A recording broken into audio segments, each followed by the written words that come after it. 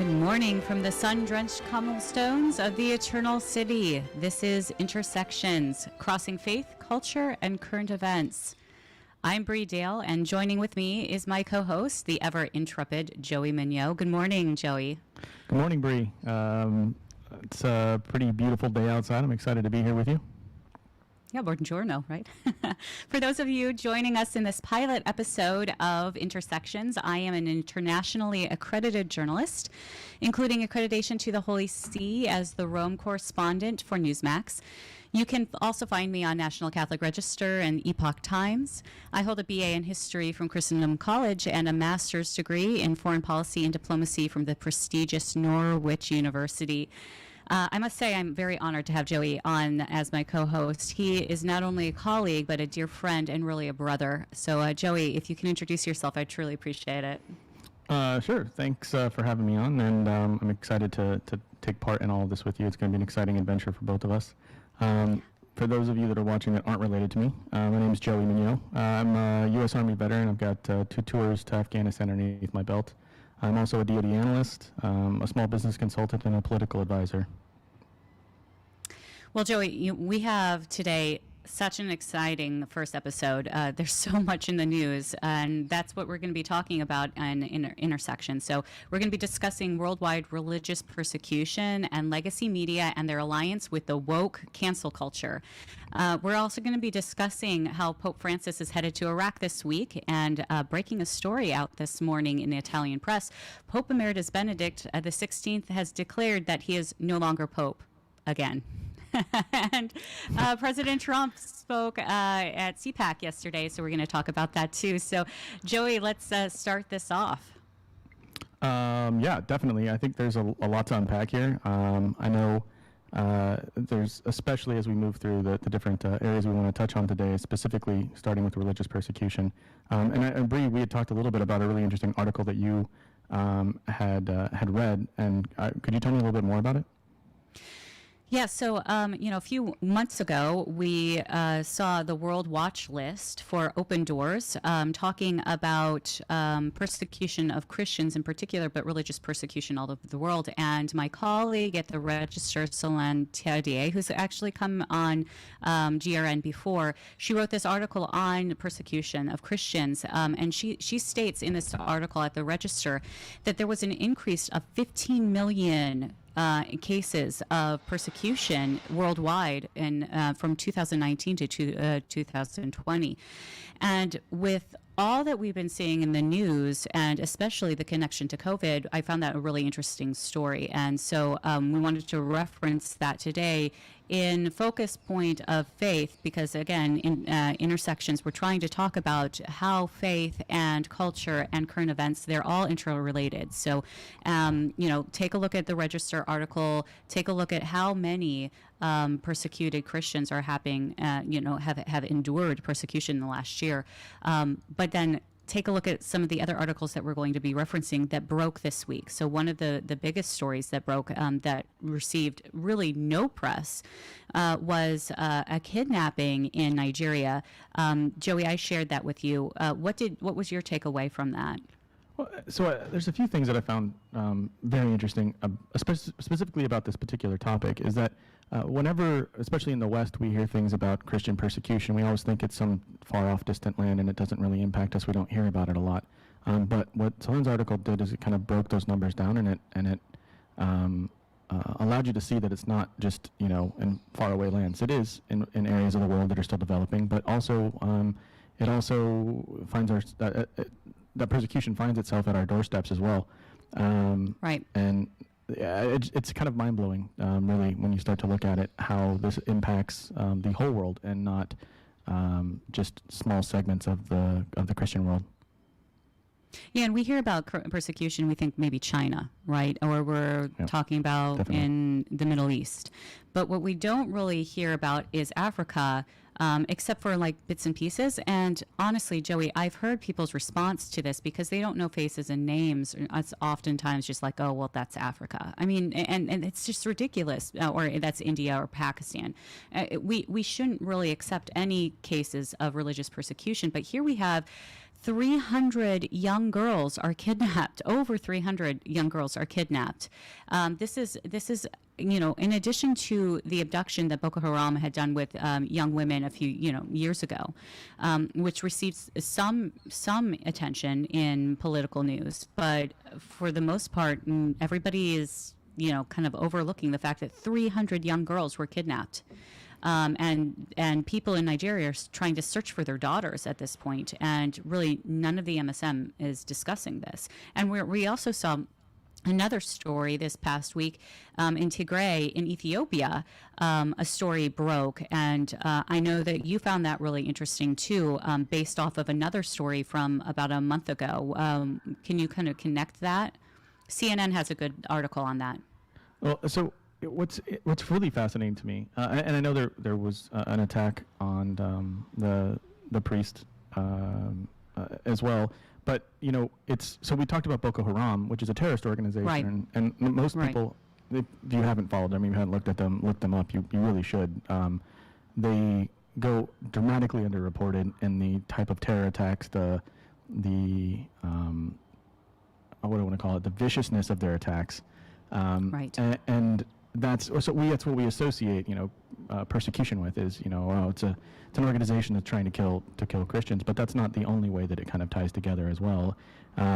If we look at state-sponsored or even right. organizational-sponsored persecutions, it's not just those things. And I think one of the lines that really stuck out to me in the article that we started talking about at first was that we're reaching levels that the church hasn't experienced since the first few centuries that the church even existed, right? So right.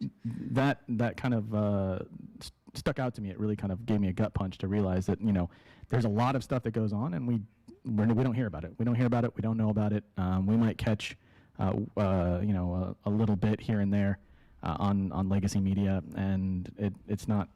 We don't do it enough justice, and it's something that if we think about more and we pay attention to more, that we'll realize what's really going on out in the world. Right. And Joey, as a journalist, it is my intent to try to keep spotlighting persecution. Why? Because just as you said, legacy media is really focused on the incendiary, the inflammatory rhetoric, the things that we're seeing. Meanwhile, we are seeing reports coming out, trickling out of, say, Hong Kong, and we'll talk a little bit about that, where we are seeing this convergence between the government and state-sponsored terror. And this story coming out of Tigray is a perfect example of this in Ethiopia, where the leader of Ethiopia received the Nobel Peace Prize. And yet we are seeing this massive movement towards what we could consider potentially genocide in Ethiopia, and it's almost completely overlooked right now. So this past week, CNN has reported this. Thanks be to God, we are actually seeing reports coming out in mainstream media. Crazy concept. Right, crazy. Like it's your responsibility to talk about these things. We'll have to come back around a lot of times when we're talking about these international stories, and really talk to our listeners. How does this affect me? I'm a mother of 7 in Indiana. This doesn't really impact me, but it all comes down to understanding the patterns of how things progress towards persecution, to understand where we're going, right? So in Tigray, for example, and then you can maybe talk about the story that came out of CNA about a month ago, also in Ethiopia. We had a minority group of Christians who were literally massacred in the streets by armed militia.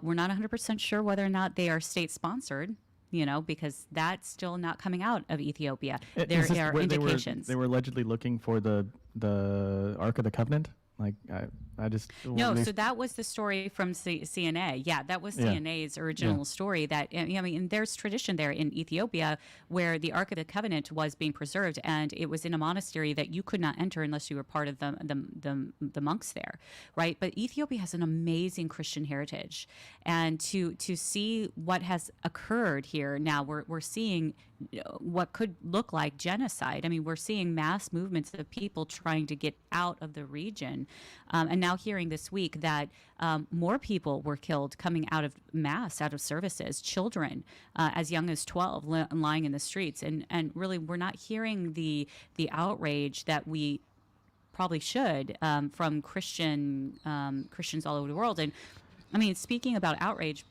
a perfect example of this, I mean, moving towards persecution, right? You brought up a really interesting article coming out of Canada. Yeah, so what I find fascinating, so we started talking about religious persecution. We talked a lot about Christian persecution, and there is a lot of it, right? But, and it's not just, like I said, terror organizations. What was interesting about the Canadian pastor that was jailed recently for, he was ignoring some of the health restrictions in Canada that they had imposed because he thinks that they're unfounded, basically, right? He doesn't agree with them. He doesn't think that they are doing their purpose, and it's really limiting religious freedoms, right? So, at least in the United States, the Constitution doesn't get suspended just because it's a time of crisis, right? You still have unless you're in California, right? I mean, we can talk about that, and we're seeing the results of that right now with the lawsuits. So, I mean, the Supreme Court has upheld several things recently, right? Where they're saying no, you can't limit religious freedoms, right? Not constitutional. So he ignored them. He jailed them, and they said, hey, we'll release you. But you can't go back and do the things that you were doing. And he said, well, you might as well just keep me here then, because I'm going to go back and I'm going to keep doing what I was doing. So now he's in a super max Canadian prison, and he's under quarantine, and then he won't be able to see his family or do anything for 14 days. And then hopefully his family at least be able to go look into. His name is James Coates, I believe. I'm pretty sure that's pronounced correctly. And that's a story. I mean, that's a story because we did see the rest of Christians in the United States. Yeah. Yep. That's a major story. Where is that being covered? Where these are our neighbors to the north, right? But this isn't a faraway land. This isn't some other country that's relatively new, or they're still trying to figure out democracy. I mean, it's a Commonwealth country. It's part of the former British Empire. It's not that far away from the United States. And we can also discuss that there were similar measures, not related to the virus, obviously, but with Cardinal Pell's story, also Commonwealth law in Australia, and we saw how that went. So I think it's one of those things that are lesson learned, and it's something that we actually have to report on as journalists. Is hey, there are instances here that we are seeing where the law is being applied very harshly against a particular group of people, and it's actually happened here in the United States. Joey, we had such a discussion about this morning because a video has started to go viral online, showing Frontier Airlines kicking off a group of Hasidic Jews, and you brought up the fact that this is not the first time that we are seeing Hasidic Jews actually from New York being persecuted because of COVID measures. Can you talk a little bit with our listeners and our viewers on where you're making that connection? Yeah, absolutely. And to finish off the last point, I think that there's the fact that there's not even media coverage, right? But there's no, he's not Catholic, but he's still they're still Christian, and he's still a pastor, but no religious leaders, no political leaders have really said much about it. But moving on to the thing that happened in New York City, there was a area of Brooklyn that's heavily Jewish, right? So what they found was that there was a lot of businesses that were being targeted by the de Blasio administration for a little bit of extra attention. They closed down parks in the area. They welded some of the gates shut. They focused more attention on the businesses there, fining them, so on and so forth. Meanwhile, there was protests going on in the streets, and they were celebrating as early as Joe Biden's election, yeah. Right? So they were doing all those things, but at the same time, they were focusing on and persecuting a specific religious group for their beliefs that lived in a certain area. And it's a very heavily dominant conservative and Hasidic, Orthodox. Yep, Orthodox Jewish community in New York City. And right. I know the Frontier Airlines thing's still developing, and we're still trying to get all the pieces. But at first take, it doesn't look good. It doesn't look good. It doesn't look good It at all. doesn't I look mean, good. specifically for PR for them as well. I mean, just so that people can kind of get a sense of what it was. I tweeted this out this morning, and you can follow both Joey and myself on Twitter, and we'll give all of our connections towards the end of the show. But the report is, and I've reached out to Frontier now and asked for statement. I've not heard back from them on this, but a group of Orthodox Jews were coming from Miami going to New York on Frontier Airlines, and it looks like, from what the witnesses have said, a family, a small family, had an 18-month-old child who they brought back into the back of the plane, and the mother began to try to like feed the child, and so they took off the mask. This is what was said by the family. They took off the mask of the child, which the child, according to Frontier Airlines, doesn't need to be masked because he's under 2 years old. That's the policy, and that's stated on their website. So they took off the mask and they began trying to feed the child, and something occurred. And that's when the cameras started rolling, Joey, that we saw them being kicked off the plane for not being masked, for the baby not being masked. Not they being were masked. compliant. Yes. And then Frontier Airlines, supposedly, according to witnesses, the individuals who were the flight attendants and the crew on Frontier Airlines, some of them clapped and said some pretty disparaging remarks. And this is coming from multiple people claiming that this took place. They've got a big PR issue on their hands. But this is not the first time we've seen this type of thing, too. No, I think that we use the term common sense quite a bit, and Right. I think it gets used a little overused to try and justify a lot of things. We got common sense this and common sense that, but realistically, like, I can sit on a plane with a bunch of people. I can take my mask off to eat food, but I have to put it back on because coronavirus doesn't work that way. Like, if I'm below, if I'm sitting down at a restaurant, it doesn't work. But if I stand up and go to the bathroom, coronavirus will attack me again. Yeah, we would talk about this in Rome, right? Like, right now in Rome, we can't go to dinner at 6 p.m., right? Because anything after 6, coronavirus it's done. comes out. No, coronavirus comes out after 6 p.m., and that's when it becomes its most lethal. Yes. And I think what really bothers me about the Frontier Airlines thing is that it's really about optics for them. They want, look at us, we're trying to stop the spread of this, and they even reference federal law. And I mean, I'm not a lawyer, so someone might correct me if I'm wrong on this, but I'm not aware of a federal law being passed to implement these. There are a lot of guidelines and restrictions from the federal government, but I don't believe that there has been any codification of any of this into law, into federal law. Right. Especially in the United States now. Other countries might be different, right? But I don't think that is quite the case. So for them to cite federal law seems a bit of a stretch. And, I think that as a society, as a culture, we ought to spend a little more time being good and a little less time looking good. And I think if we err on that side, then a lot of this stuff should start to calm down and go away. And it's getting pretty out of control. Like, and, it's not just that. That's Christian persecution, that's Jewish persecution, and that's and it's not, like I said, it's terrorist organizations, it's national governments, it's city administrations in the United States, and it's not like there's a whole country somewhere that's persecuting Christians and Muslims somewhere that that would be crazy if there was potentially genocide occurring in a country in Asia, perhaps. I don't know. It's pretty wild to And think that might be happening. can't like take the victim role either. I mean, we can't call persecution for everything, because then that downplays and waters down the actual persecution that we are seeing. But Yeah, what we I see that think all the what time, we can actually. do, right? Yeah, I mean, we see it's pretty we see that ridiculous. quite. We're going to talk about that in a second with cancel culture, because that is something that is, there's an element of the need to endure, right? And then there's an element of also saying, who do we determine responsible for providing us a service coming from like the government or journalism? It's one of those things, Joey, you hear me talking about this all the time, is that journalists serve the truth, and if they're not serving the truth and they're putting out op-eds or we're putting out unfounded reports without cooperation, we have to be held to account. And it's the same thing. We have to hold accountable our our government officials as well, right? So, one of the things as undoubtedly we have to.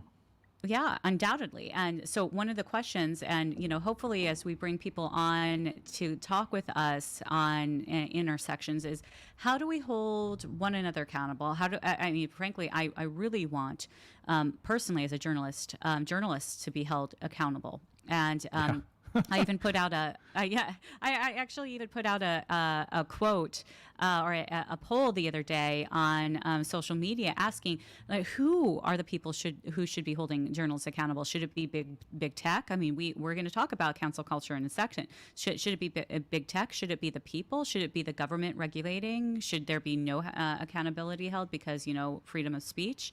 So it's an ongoing question for a lot of people. I mean, it is an ongoing question. It ought not to be. I mean, as Bree is well aware, I'm a big fan of individual rights and less government versus more government, and the people, regardless of nation or any background or anything else, should have the right to self-determination and self-governance. Like it seems radical to say that you these days. You weren't always a fan I was of that, not. were you? I did not. I did not always think that. At one point, I thought considerably different things. But part of why I am where I am is because of these beliefs, and my beliefs have kind of adjusted after that. So I think it's pretty crazy that this has to even be a conversation. It shouldn't have to be. The fact that we are having it, and we have to decide who the people should be deciding on some of these things, and just not corporate interests or big tech or any of the other I don't want to call them overlords, but the truth commissars that we find ourselves with. Well, one of the things that listeners, if you get to know Joey and myself, you're going to see that conversation when it comes to something like civil discourse. That's one of the things that brought Joey to looking at conservatism in a brand new way. And Joey is a millennial. I'm a Gen Xer, like right at the end of Gen X. Whoa. And wait. Technically.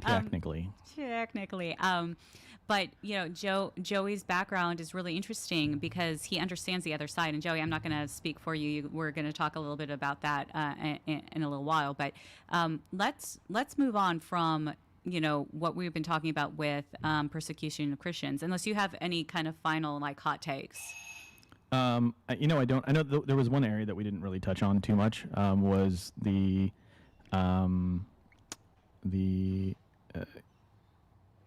Uyghurs. The fact that I mean, it's kind of hard not to touch on that because it's really about. I mean, there's genocide. President Biden called it. It's just part of their cultural norms.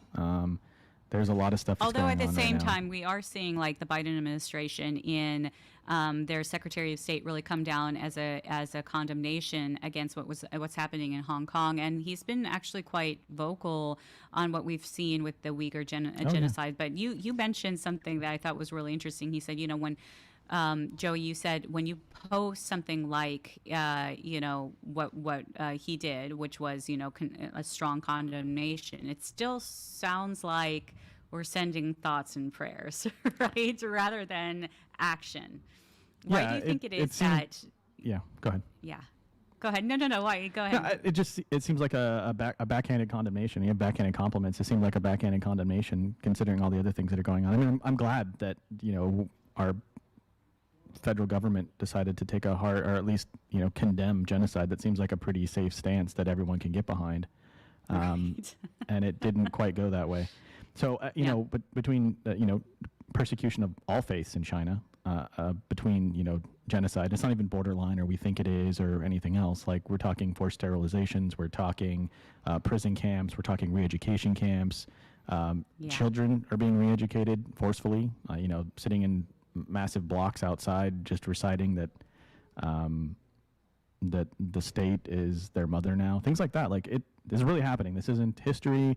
This isn't something that's happening. Somewhere else we haven't heard of it. This is happening right now as we speak in a country that is questionably not friendly towards the United States. So It's happening all over. Where we talked about Canada, we talked about Nigeria, we talked about Ethiopia, we talked about the United States. These are all countries that I wouldn't normally group together. It's not like those are the closest of allies, right? Right, exactly. Yeah, and you made that point earlier. One of the things that I found very interesting about the Uyghur situation is that we know that this has also been happening to Christians for decades now, that Christians have been placed into internment camps, even, pagan religions that don't associate to the ideology of the CCP. They are sent to be re-educated, right? And that's something that is kind of concerning, again, going towards what we're going to talk about likely after the break, is this idea of cancel culture. It's a re-education. There is a sense of entitlement in certain groups to say that, well, because of certain ideology, you don't have the right anymore to speak or to think in this way. And one of the things that really is concerning when you see that is how it's affected journalism, how it's affected, even entertainment business, to a point where people are those elements, those where people are getting their information. It's actually re-educating them, but in the comforts of their own home. They don't have to be placed in a camp. And one of the things that I found really concerning, because you were talking about placing the United States alongside some of these other areas where this is an issue, persecution is an issue, is a story that I am working on right now, Joey, an investigative story, and I'm working with multiple individuals to investigate this. But there is a big tech company, perhaps even multiple big tech companies right now, who are profiting off of the Uyghur genocide, but in ways that you would not expect. And it comes from ads, it comes from products that are being sold that are based from Uyghur genocide. This smacks, the thing that brings to my mind, Joey, is, if you go to Washington, D.C., and you go to the Holocaust Museum, or you go to Auschwitz, and you see these pictures, and you see these areas where shoes are, there's just like mounds of shoes and, ropes of hair that the Germans actually profited off of. Horrifying imagery is what you're talking about. Yeah. Horrifying. And that's actually being marketed in a similar ways through big tech companies. They're making money to Americans and to Westerns. And people don't even really know about this. And so I'm hoping we can go ahead and break this story soon, because I think it's really needed. And especially because these same companies are taking part in this woke culture. And we've seen that with the suppression of speech. So any other hot takes, Joey, from this before we go to break? Numerous hot takes, but I don't know if we have enough time before our 2 minutes to break. Yeah, before that. So I'm Bree. I'm really interested in seeing where this reporting takes you, where this investigation takes you. When you told me about it, I was kind of a little taken aback, because that doesn't seem like it should be able to happen, and then it shouldn't be normal. So I'm curious to see when we do that. Hopefully in the next couple of weeks, we can get back on here and talk about it. And I know after the break we'll talk a little bit more about ourselves, talk more about our next topic. We will kind of talk more about the direction of the show, the things we want to do.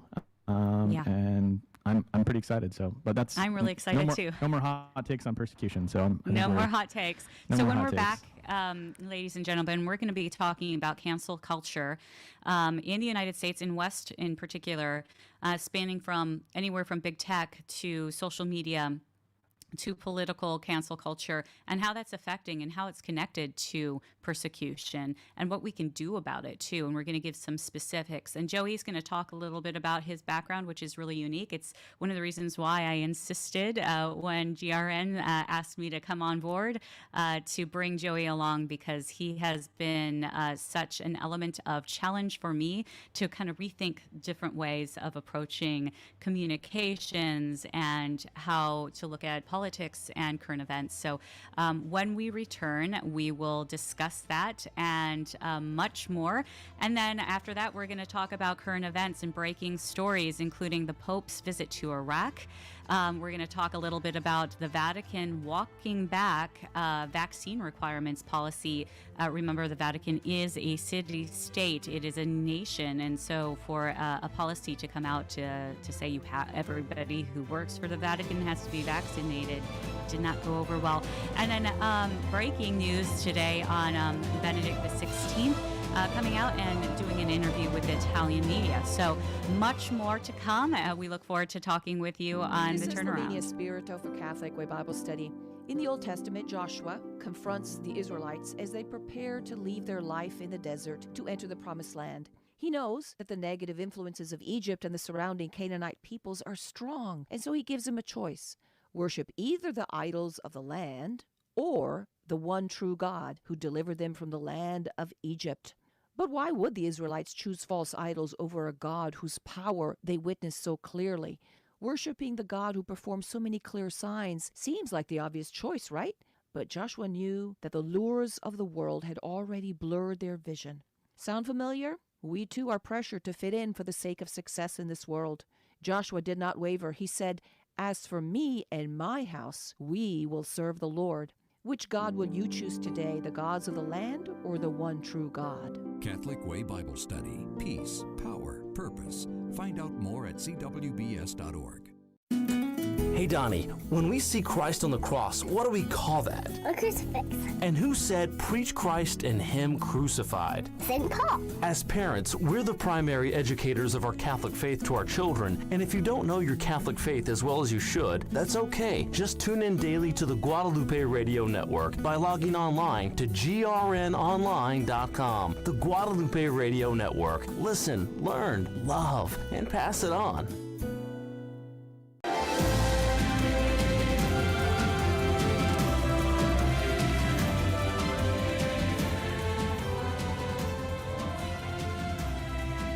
In Rome, Italy, this is Bree Dail for Intersections, Crossing Faith, Culture, and Current Events. I am joined by my intrepid and very interesting co-host, Joey Meugniot. I don't know if I've ever been described as intrepid before.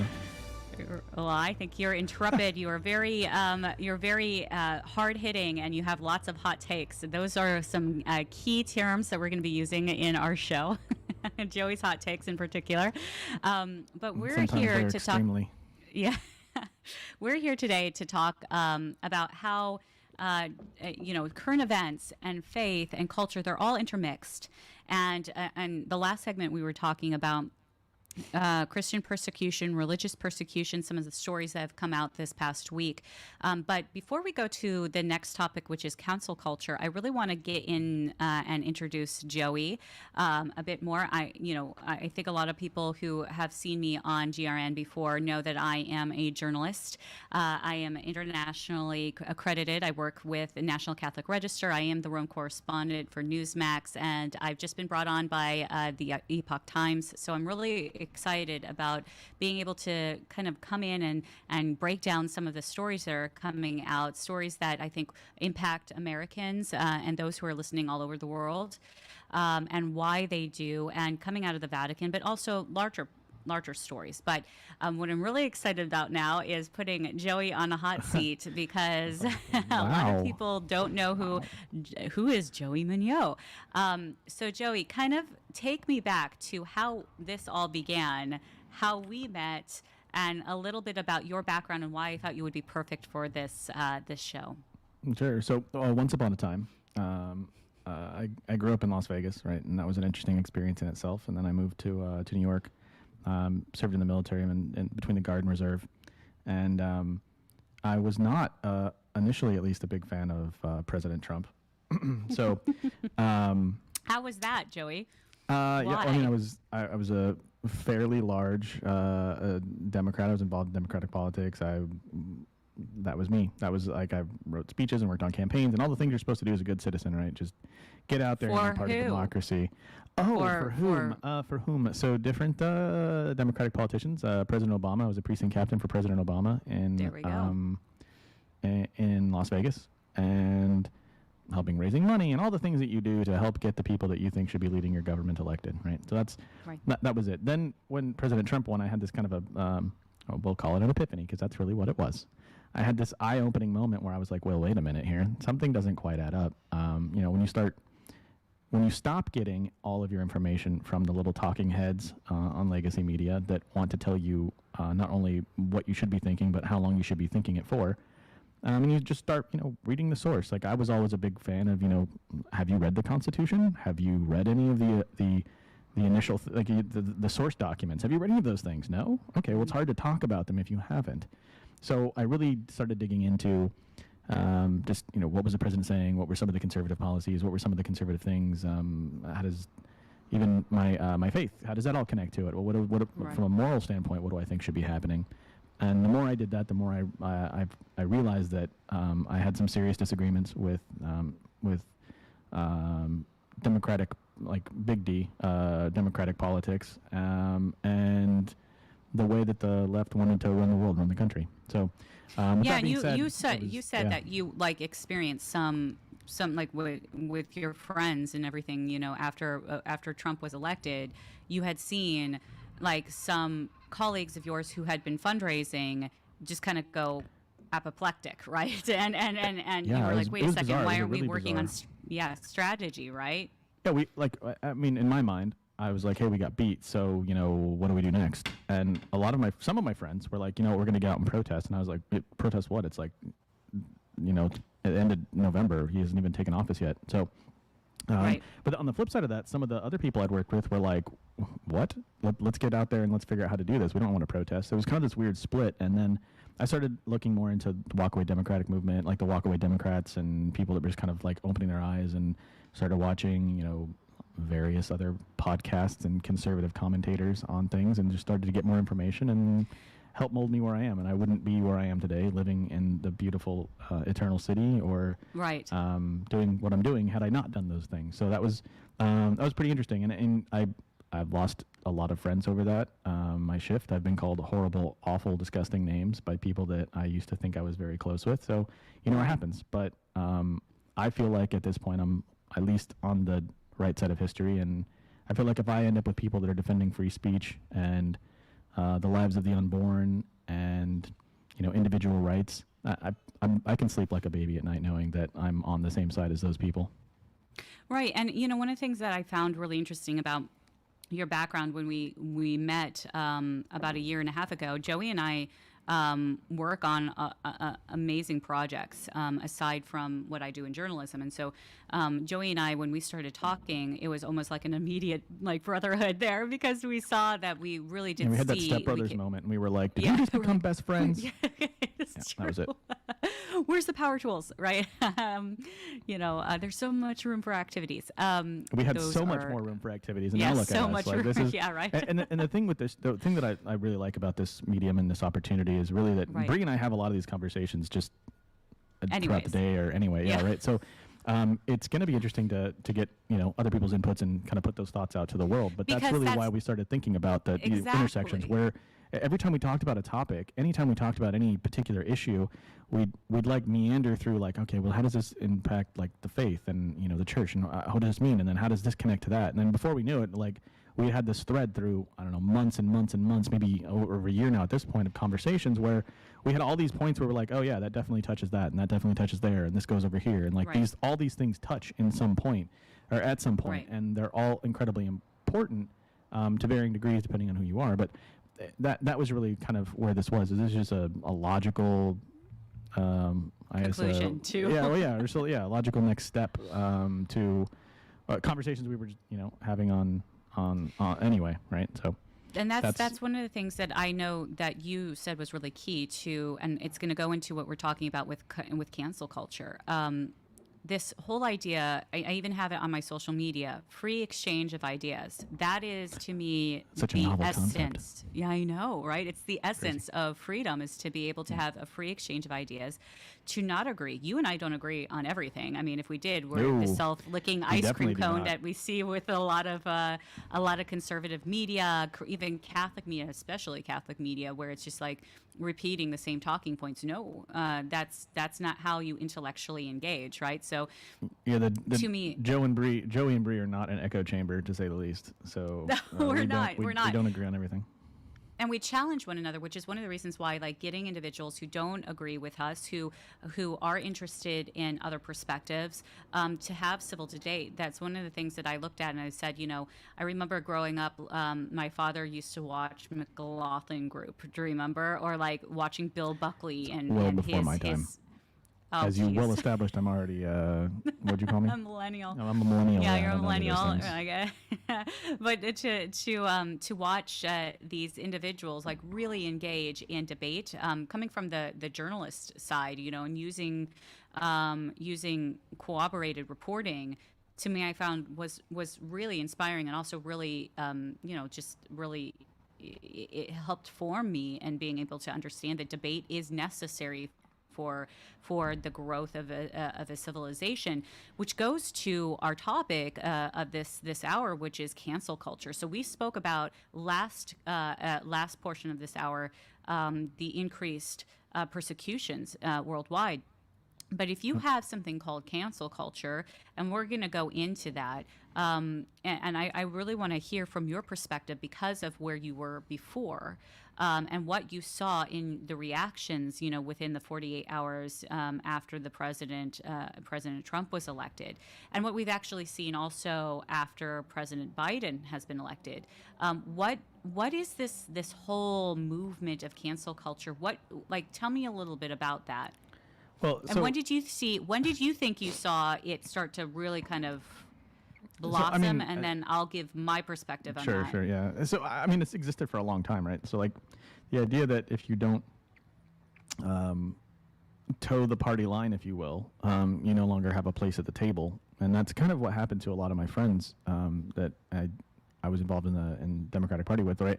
We were from Nevada. We were more conservative as Democrats, so, like, a lot of us thought, like Second Amendment rights are important, right? But that doesn't have a place in the Democratic Party anymore. If you don't, basically agree with gun confiscation, it's kind of hard to even have a conversation. You'll find yourself canceled from the Democratic Party. So, Right. That it's been around for a long time. But the thing that happened recently, especially leading up to the election, was that really exemplified some of this stuff, and their coordination between this kind of woke cancel culture and the legacy media was the censorship of the Hunter Biden scandal, right? So there was a laptop, there was an investigation. The investigation's been going on well before the election ever happened, and Right. the New York Post tried to report on it, and they were essentially banned from social media, and anytime Who any founded reference was the made New to York this. Post? Who founded the New York Post, Bree? Wasn't it one of our founding fathers? Was it? Yeah, I think it was Hamilton, wasn't it? Yeah, I believe so. So if we have a old instituted, mainstream media, like it or hate it, outlet that has been completely wiped off by big tech for a report that was based off of actual evidence.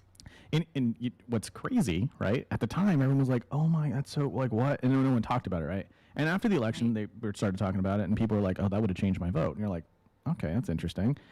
We didn't realize at the time that a few months later, the sitting president of the United States would have the same thing happen to him. And if it can happen to him, it can basically happen to anyone. And Right. the connections, the importance of that story that can't be understated is just that the connection between the son of the president of the United States, the sitting president of the United States now, and the Chinese or the Chinese Communist Party. That was really what the whole story was about, and that just kind of Right. just disappeared in the blink of an Well, eye. and it's So- interesting, Joey, because we talk about what we were talking about earlier with Christian persecution, right? And then we talk about the CCP.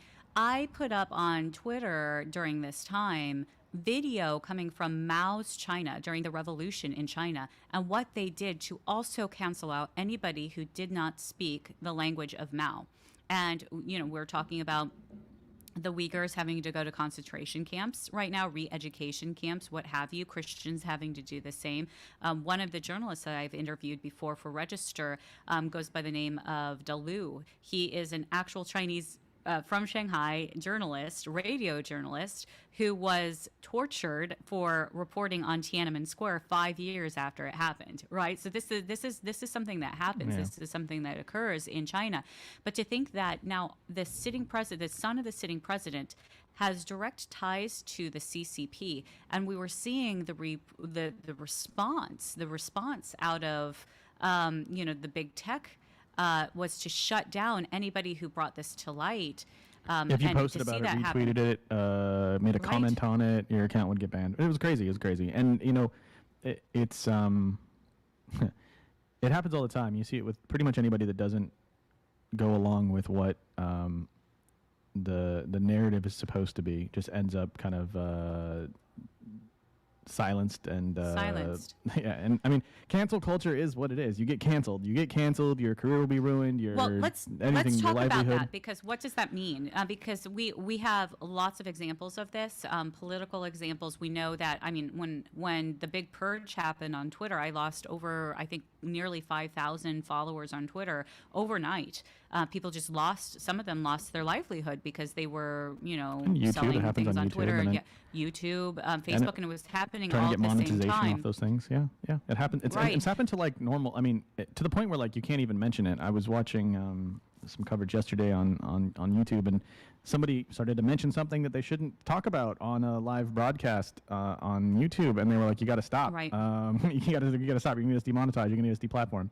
And, I think what's important. But there is and- something to say about that, though, because Yeah. when we know that is the current situation in big tech right now, and they've told us what they're doing, you can't be someone, and this is where we were talking about earlier, where like there are people who call victimhood, on everything. You can't be someone who goes and pushes out inflammatory, uncooperated, rhetoric over and over again, like putting your hand on a fire or on a stove and just keep touching the stove, and then turn on the stove and keep turning for up sure. the stove and then you burn, and then blame the stove for being burned. Like you have to be smart Yeah. in how you engage. It's something that we're seeing as journalists. You don't have to talk about the virus, but you could talk about the effects of the virus, like people staying at home. We've had such a rise in mental illness and people committing suicide, young children. That's something that we have to discuss, because if the virus is what it is, we have to talk about how to deal with it. It can't just be like, oh, I'm going to say that the virus doesn't exist, right? But there are, the First Amendment is currently under attack, Joey, and a lot of people are seeing daily, this. it is under daily. attack daily.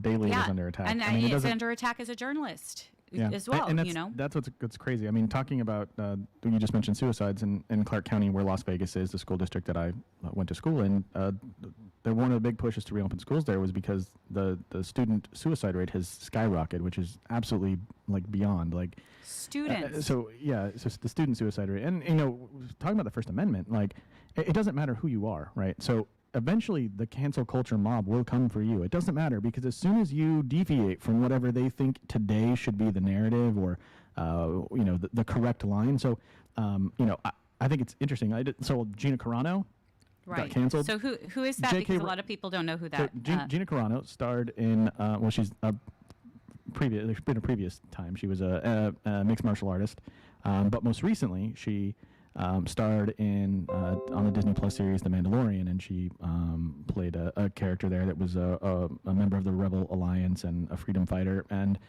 she made some posts on social media that Disney and the cancel mob just decided that it didn't like, and they've been trying to get her fired for a long time, and this was just the excuse they needed to do it.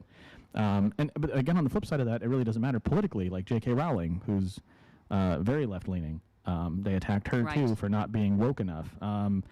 Chris Harrison, the host of The Bachelor, recently got attacked. He's not political at all. He's not political. He And if you defended see somebody the that was on his show. He just defended someone that was on the show, and was like something she did years ago, and he was like, yeah, and what? it wasn't defend enough. Yeah, it was. That's what the point was. It was not enough. Yeah, and so, or you can have Chris Harrison, or you can have President Trump. I mean, pick somebody. It doesn't. I mean, there's a lot of people. It doesn't matter if you're what your political ideology is. It's kind of agnostic to political ideology, because even if you're on the left, it doesn't make you safe. It doesn't make, just because you agree with them 95% of the time, doesn't matter. That 5% of the time. And it sets a precedence, right? I mean, Exactly. that's one of the things that, like, when we're looking at what's going on with like the president signing all of these executive orders, one of the things that really has caused me a lot of frustration is that for people to understand what the according to the Constitution, what the three-tiered points of the United States government is, right? Like, we have the legislative branch to write law, to enact a law, not the president. The president is to enforce it, right? And so when we That's how it's saw supposed that to work. happen, yeah, and we did see that happen with President Trump, right? And the question was, why did he have to do that in order to try to get something done? So that would be the first question to hold accountable both the Republicans and the Democrats on that end. Is, Yeah, I mean, there's what 10 minutes is not happened there enough for where to have a that was not discussion on. happening? Sorry. No, it's not. No, It is 10 minutes not. is not It long is enough to something have a that we do discussion on the have to difference talk between about, I think, states' later. rights and executive overreach. But, the important thing is that it's there. It doesn't matter if you're a millionaire or a billionaire Right. or just a normal, average, hardworking American. There's a good chance that at some point, if we don't stop this, that the cancel culture will come for you. It might attack somebody you know. It might somebody Right. might say something the wrong thing online and they don't like it. Next thing you know, they're looking for a job. Right? It can happen. It has happened to average, Right. normal working people already. So if it's not in your neighborhood now, it very well could be. So what can we do about it, Bree? So one of the things that I'm looking at right now, and it's kind of segues into one of the other points about cancel culture, is how we as journalists have the responsibility to inform people and not form people's opinions, right? So you and I are having a conversation, right? And that's what this show is supposed to be. It is take what is coming from the news, kind of break it down, report on things that are not being reported in regular news, even in Catholic news. But not really op-ed it in a way that is like, oh, this is inflammatory rhetoric. We are here just to kind of break it down and have a conversation, because I think people want civil discourse right now. But the big thing, one of the things that I asked Eduard Habsburg, who is the Hungarian ambassador to the Vatican, who lived under communism in Hungary. I asked him, I said, how was communication back then? Like, you had state-run media. How was communication? How did that work? And he said, really, Bree, it was face-to-face. And it is something that is unfortunately not being given to a lot of people right now because, we have, mandates of lockdowns and masks. So how do we, and this is a conversation for another time, and it's probably going to be an ongoing conversation. How do we, for sure. how do we begin to educate ourselves to have this communication, this civil discourse again? Because texting is not civil discourse. Sitting down face to face, and it's biblical too. I mean, you and I had this conversation on other topics, is that Christ gave us the tools, right? He said, if you have an issue with your brother, go and sit down with your brother and communicate that with your brother. And if your brother listens to you, then you've earned a brother. If he doesn't, then take 2 additional people and come back and communicate, and then take it to the church, right? So there are elements here that just have not taken place because everybody's kind of safe in front of their computer, and they're not actually having a conversation where you probably wouldn't say those things to people's faces. But one of the things that I Isn't really, that the truth? right? And one of the things that I'm really very passionate about is the control of the narrative. Right, and ideology, and what journalists have done to on either side of the spectrum to polarize people from having that conversation, that dialogue, that civil discourse. Not asking questions as journalists, saying, how does this affect us? What does this mean? To spark conversation, but telling people what they should think. And one of the biggest things that happened this past week was on the Hill, a CNN, a very well-known CNN journalist, who has really participated in a lot of inflammatory reporting, has been called out on that by other journalists, thank goodness. But she was the expert that was brought on as a witness to testify against disinformation in the media. Yeah. And her testimony was a little lackluster, to say the least. Yeah, in my humble opinion. What Soledad O'Brien, that's her name, did speak about was about something that I've been talking about for 4 years, which has been utilizing inflammatory rhetoric, lack of cooperation to push out an ideology through the media. And the fact that the CIA officer that I interviewed 2 years ago said that this is exactly what is done to manipulate and control individuals, we can now like take from that end of disinformation and then push it to something so extreme, and usually people who are very good at like just considering logic and reason ended up believing that the Vatican went dark and there were shots fired and that the Pope was arrested.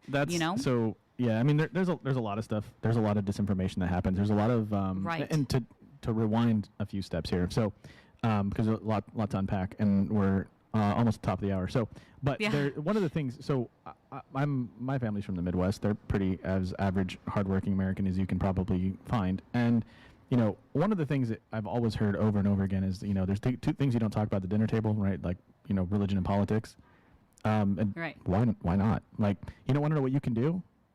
So, first of all, read a little bit more, listen a little bit more, get a diversity of opinions, but also talk about these topics with your friends and your family. I mean, start at the dinner table, talk to your kids, talk to your parents, talk to whomever, talk about stuff. Like, if you don't understand something, maybe find out a little bit more about it and talk about it, or maybe watch something together and then discuss it. One of the things I loved in high school that we did a lot was we read the Constitution, but we also read a lot of the classics. We read, Socrates and Plato, and then we'd sit down, read the same, portion of it together, and then we discuss whatever it was. Like, that's the Socratic method. So start to be more discourse, involved. right? So what can you do?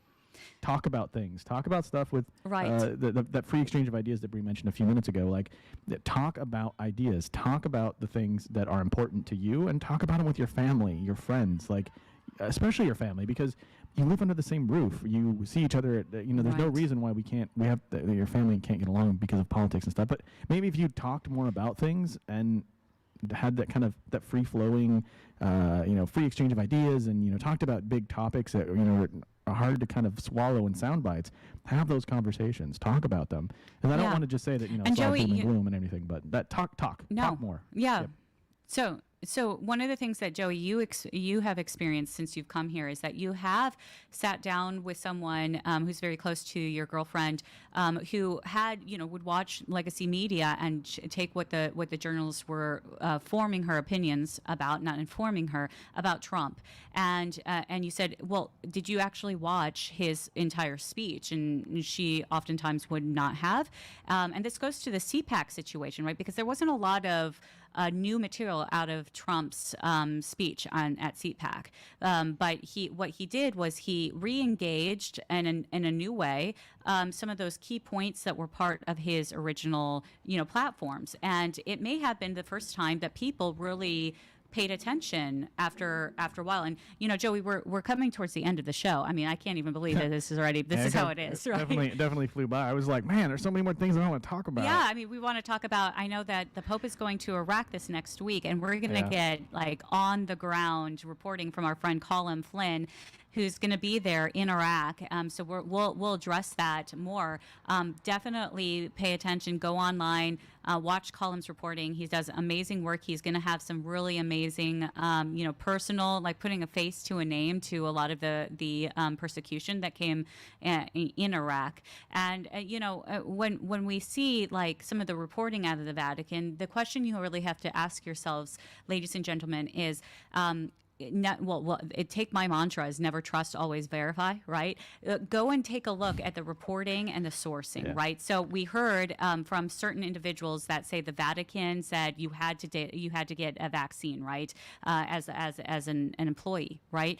And then we found out that there was some severe backlash about that, and a lot of people were not very happy about it. Inside the Vatican, right? Yeah, inside the Vatican, there was pushback. Yeah. Right, and that information didn't get to all the press, so there were only certain individuals who ended up getting the Italian copy, and it didn't seem like it went through the press office, so there was a lot of messiness. And now the Vatican has officially walked back and said, actually, no, we're going to try to engage, but it's still a problem, right? So it's still an important thing to get out there and ask the questions, and a lot of journalists ended up doing that. Yeah, it's a discussion to be had. Like everything should be a discussion. Like you should always be open to having the conversation, and it's interesting seeing both sides of it, both takes of it. Like have the conversation. It's worthy of a conversation. If it's worthy of you having an opinion on it, it's definitely worthy of you having a conversation, and at least getting a more well-rounded articulated position. You might have your mind changed. You never know, and that's Right. Yeah, talk. That's talk the more. point of the show. Yep. This is the point of the show. We hope that we're going to have to close because we're getting so close to the end, but this is the point of the show. Ladies and gentlemen, we hope that you come back every Monday and join us for our new show here, Intersections, where faith, culture, and current events meet. I'm Bree Dail. I am a journalist here in Rome. I'm joined by my co-host Joey Meugniot, and we hope that you will join us in the future. The future to communicate with us. We are going to put it out there where you will be able to call us and have this conversation, this civil discourse. Again, God bless. Thank you very much from Rome, Thank you, and everyone. take care. Take care. Have a good one. Bye-bye.